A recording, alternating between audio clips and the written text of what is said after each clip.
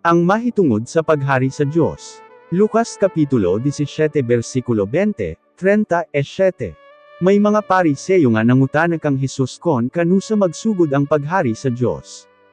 Mingon si Hesus kanila, sa pagsugod sa paghari sa Diyos walay timailhan nga makita. Busa walay makaingon, aniya dinhi, tanawa ninyo.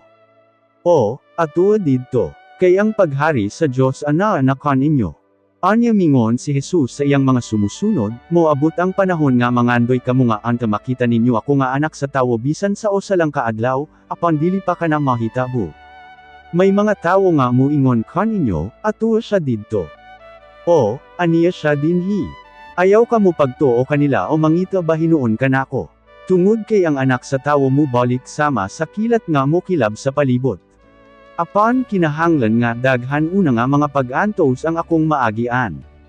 Isalikway ako sa mga tawo nining panahuna. Konon sa ang gihimo sa mga tawo sa panahon ni Noe, mao usab ang himuon sa mga tawo sa pag-abot sa anak sa tawo.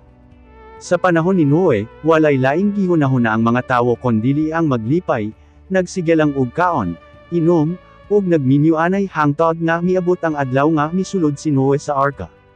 Anya milunop ug nalumos silang tanan. Ang himuon sa mga tawo sama usab sa gihimo sa mga tawo sa panahon ni Lot.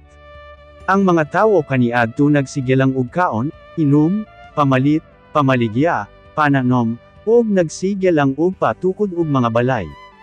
Apan sa adlaw nga nakagawas na si Lot sa Sodoma, miulan didto og kalayo og asupri. Ug nangamatay silang tanan. Mao usab ka na ang mahita bukon ako nga anak sa tawo moabot na. Ni anang adlawa, ang tawo nga anaa sa gawas sa iyang balay kinahanglan nga dili na musulod pa aron sa pagkuha sa iyang mga kabtangan. Ug ang atuwa didto sa uma kinahanglan nga dili na mo pauli pa sa iyang balay. Hinumdami ninyo ang nahitabo sa asawa ni Lot. Si bisan kinsa nga magtinguha sa pagtipid sa iyang kinabuhi mawad an hinuon nini. Apan si bisan kinsa nga magbuhi sa iyang kinabuhi tungod sa iyang pagsunod kanako makabaton sa kinabuhi nga walay katapusan. Ang tinuod, ni anang gabi una, kon may duha ka tawo nga magtapad sa pagpangatulog, ang usa kuhaon ug ang usa ibilin. Kon may duha ka babay nga maggaling, ang usa kuhaon ug ang usa ibilin. Ug kon may duha ka tawo nga magtrabaho didto sa uma, ang usa kuhaon ug ang usa ibilin. Anya nangutana ang iyang mga sumusunod, Ginoo, asa man kini mahitabo.